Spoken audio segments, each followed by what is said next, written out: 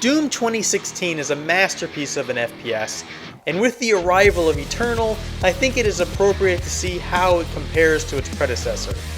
Eternal is a departure in many ways from 2016, some good and some bad.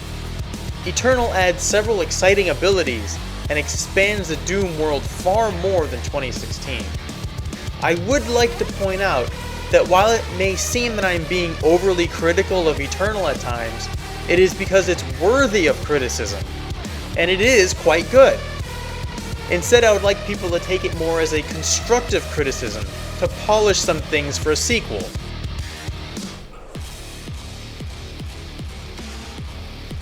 The graphics in Eternal are a major step up in comparison to 2016. The times have progressed, and it really does show that they've also put in a hell of a lot of effort. The game looks gorgeous from almost any angle. There are the occasional graphical glitches here and there, but overall the set pieces are amazing. At times wondrous and often grotesque, but always interesting. Across the board, I think they did a great job, and there's not enough praise I can give it.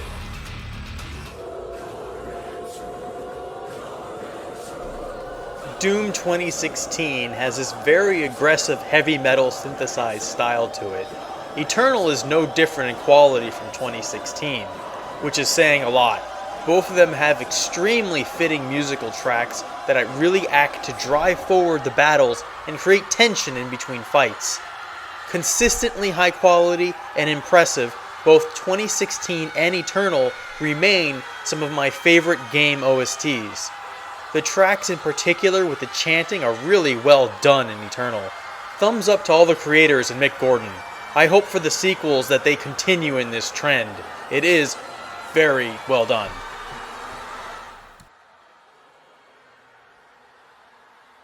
Doom 2016 re-established aggressive arena-like battles are the core of the gameplay. Eternal took what was in 2016, tweaked it, and added some additional capabilities on top. There are some definite improvements, but at the same time there are elements that hurt it.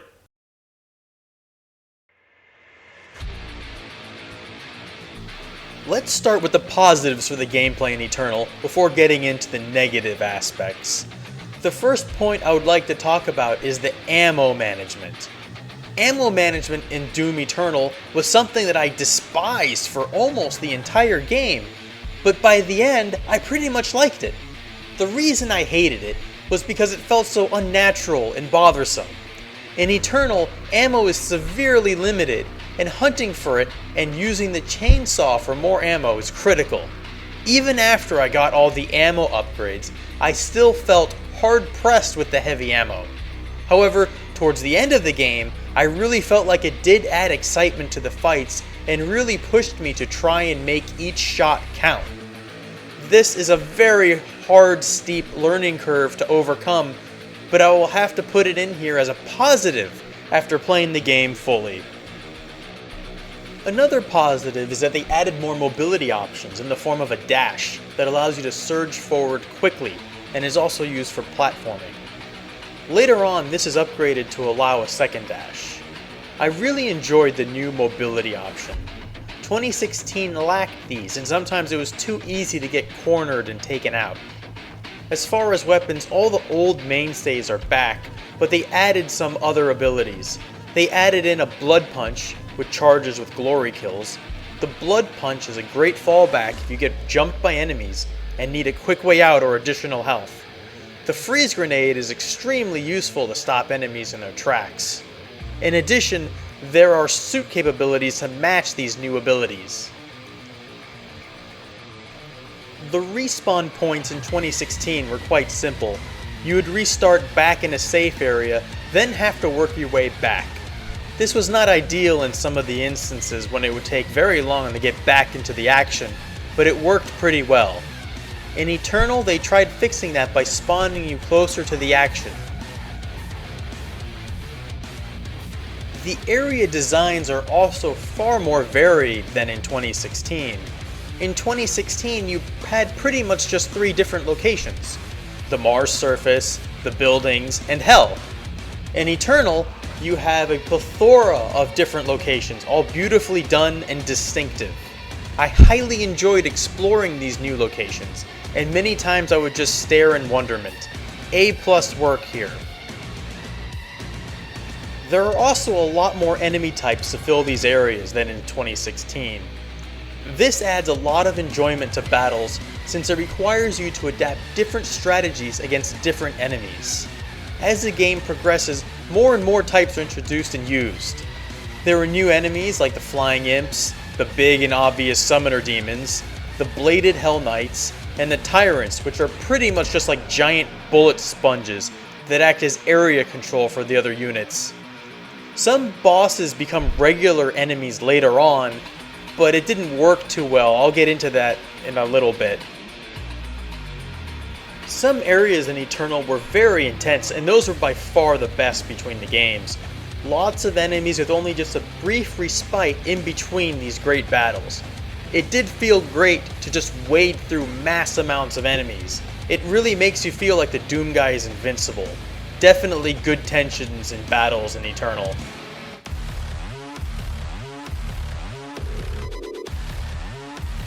Now let us delve into some of the negatives and the things that did not work out too well. I had put ammo management as a plus, but it's not perfect. I think the ammo was adjusted too far down. Heavy switching between weapons and chainsaw use is key to having enough ammo through the fights.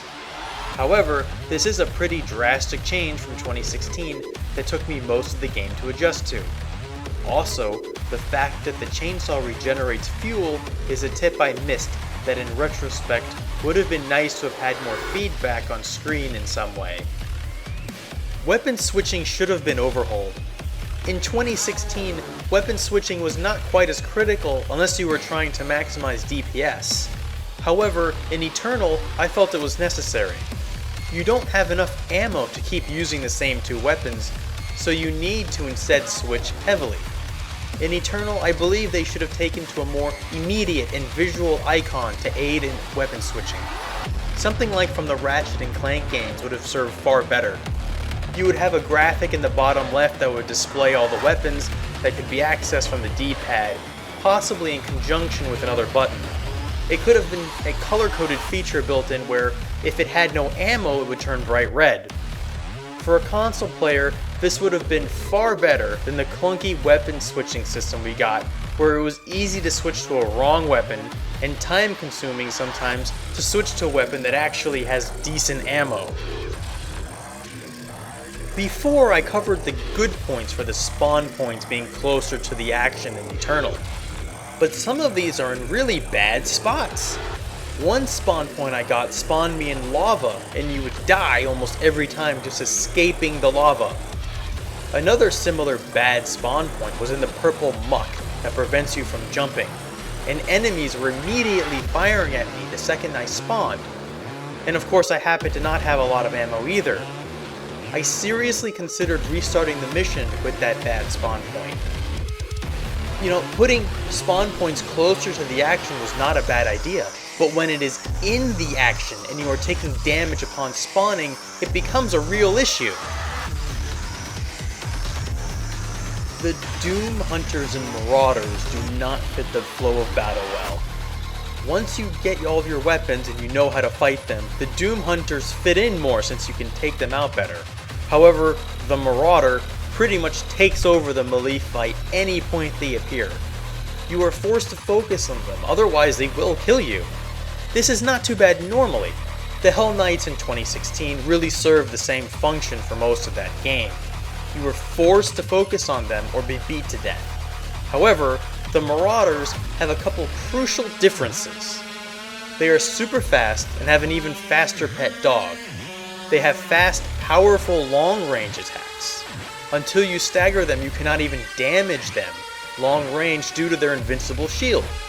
The worst aspect though is that they require precise timing to damage them, and the weapons that do good damage come in limited supply. If you are out of powerful ammo and gas, things just become irritating, because you have all these other enemies that are jumping on you, but you have to focus on the Marauder. It just doesn't work well. The level designs in Eternal are very good, but sometimes I would get stuck on random objects and then die because of them. In 2016, I don't remember getting stuck on random things like rocks or railings and dying. They should really streamline these fight areas and leave such fluff for areas between the battles.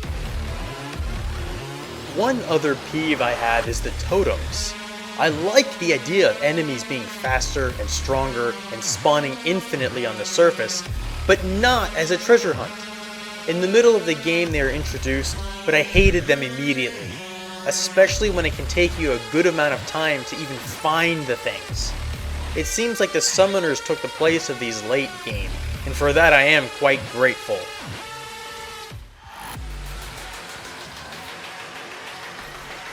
Now, I think it is important to talk about pacing in Eternal. Pacing in games is very important. You do not want to overwhelm the player or have too much downtime. 2016 had a great pace. There were downtimes, but it was very measured and even. Very few parts were boring or where you would get confused as to where to go. On the other hand, Doom Eternal is incredibly uneven. At times plotting and boring, and then at other times balls to the walls intense. One aspect that killed the pacing for probably a fourth of the game was the very jarring tutorials. Eternal has these very jarring tutorials that completely interrupt gameplay to try to thoroughly show you then what you'd have to do with the new weapon or ability, when you would naturally try it immediately after getting it. If you must explain how to use something, do it concisely and unintrusively. As a prime example of downtime issues was the Doom Fortress. The Doom Fortress essentially acts as a hub between the sections of the story, but it is full of what amounts to nothing. The area itself would have been far more interesting if you had to fight your way through it as a level, but instead they use it to store stuff you pick up in the missions.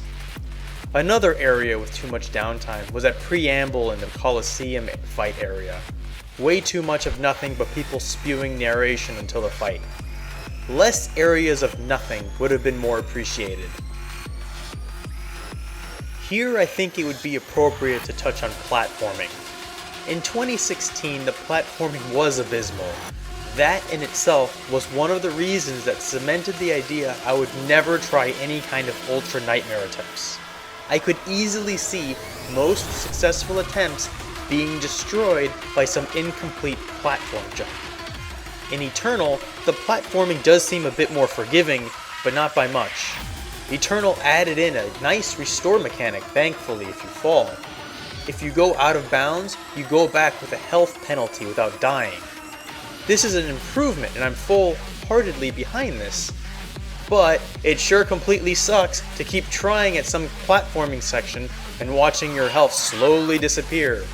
Even worse, when your health gets so low you die and possibly lose your extra lives. Eternal has too much platforming. While some is okay, they went overboard in these sections. 2016 had that Argent Tower on Mars that I despised.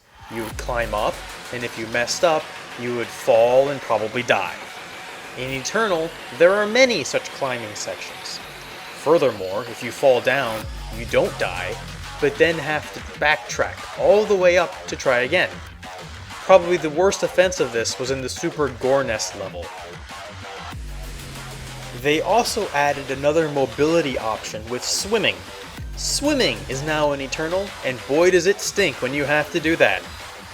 Many times you have to swim through this toxic water to do some sort of braking or advancing, but it is time sensitive. On the Sentinel planet, I died more in this toxic pond trying to figure out what to do than anywhere else in the entire level. Really felt like a buzzkill and made me question the developer's sanity. That should be adjusted heavily for any sequels. Unusually, the dash is almost penalized because many areas seem accessible, but the game will consider you out of bounds and force you to spawn back. This is really detrimental to exploration. 2016 had a more intuitive area that you could explore. What Eternal should have done is to be more careful with the level design, keeping the dash ability in mind. I almost got a fatalistic mindset trying to explore because I knew that I would pay a price in health and possibly extra lives exploring. And outside of exploring, many times it was not clear how to continue. I think they should take a hint from Dead Space and have some sort of highly obvious path to the next objective.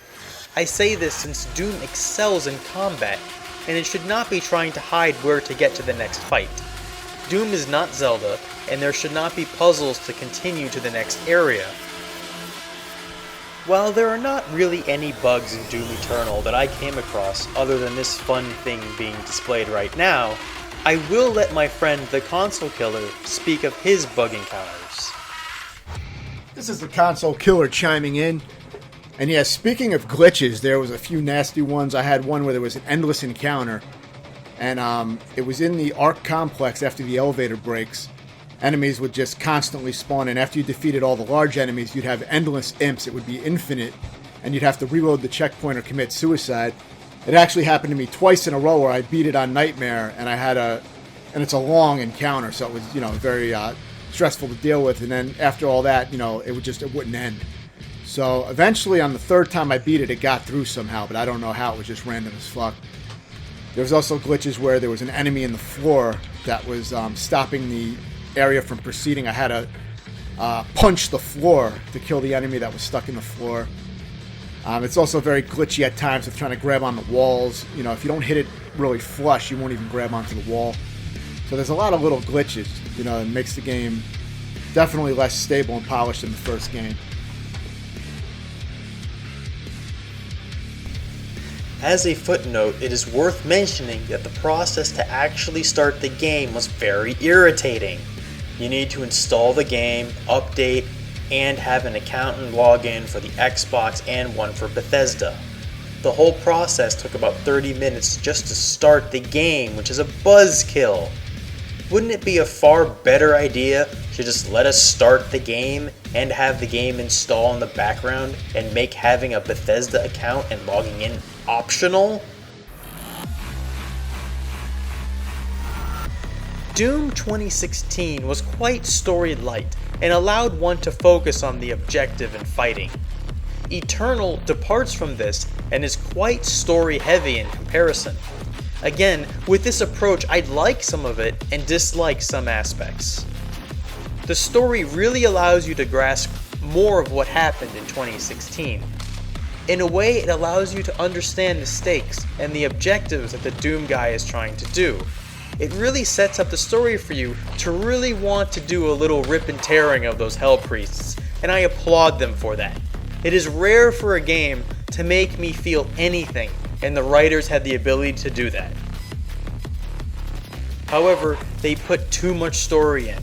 It actually hurts the pacing and intensity of the game. One or two levels in particular had you running around for minutes while a narrator spewed exposition at you. Another aspect the creators need to understand is that I don't need people to tell me that Doom Guy is a badass. I don't want to listen to a doctor or a broadcaster fawning all over him. I don't want to watch some dumb scientists or soldiers say how it's an honor and let me have an autograph and all that. I want to be shown that he is a badass. Show me more of him destroying whatever gets in his way. Show me him blowing up shit and being shot out of cannons. Show me how he brutally takes out his enemies without hesitation and then just keeps on moving forward with the destruction. I really like that kind of badassery. Otherwise, it just feels like the creators are smelling their own farts and liking it. The end of Eternal also seemed pretty conclusive, while 2016 was full of anxiety and the expectation of worse things to come. Wrapping everything up nicely and completely defeating the enemy does not really set up things for sequels. We all know that as long as the Doom franchise series makes lots of money, there will be sequels coming. So it is a mystery that they ended Eternal and it seems so shut and closed.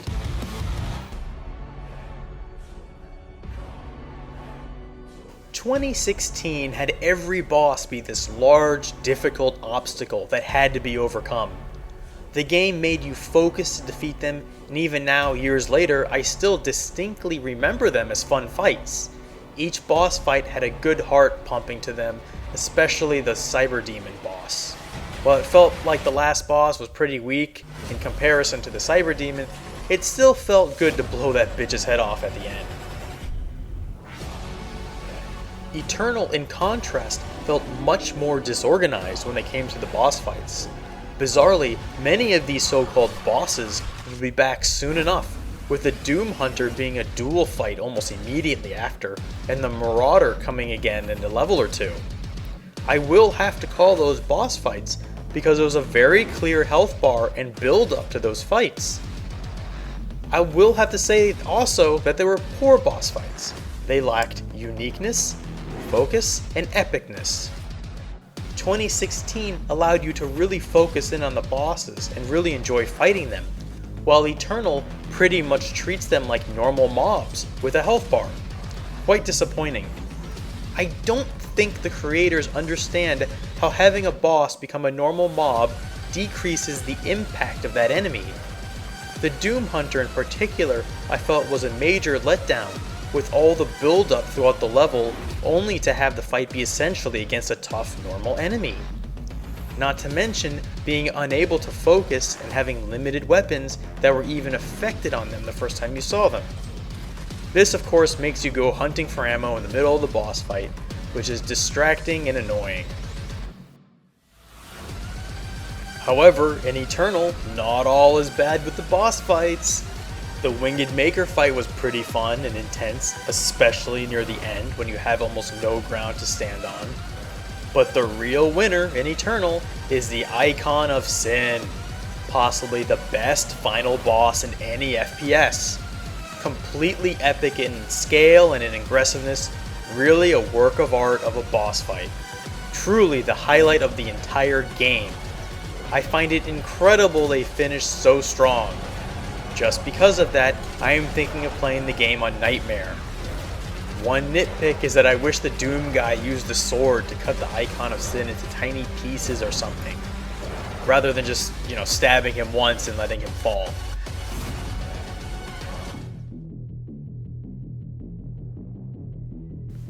It might be easy to say that Eternal is worse than 2016 as a full product, and leave it at that. Fortunately, that is not the case. Eternal brings a lot of new ideas and mechanics that breathe new life into the fights for the Doom franchise. If anything, Doom Eternal feels a bit unpolished and should have been more heavily tested with a wider audience. While this is not quite the game I was waiting for, I don't regret beating it. Overly irritating at times, but it delivered some great moments. I hope that future releases for Doom will improve and expand upon this work. I am going to give Doom Eternal an 8.5. Despite its flaws, it plays and feels like a unique game, and I just might have to put this one on again and try it through a Nightmare difficulty. This game I will recommend. Thank you. If you like this content, please remember to click the like and subscribe button below. It'll really help us out and tell us that you guys want to see more of this.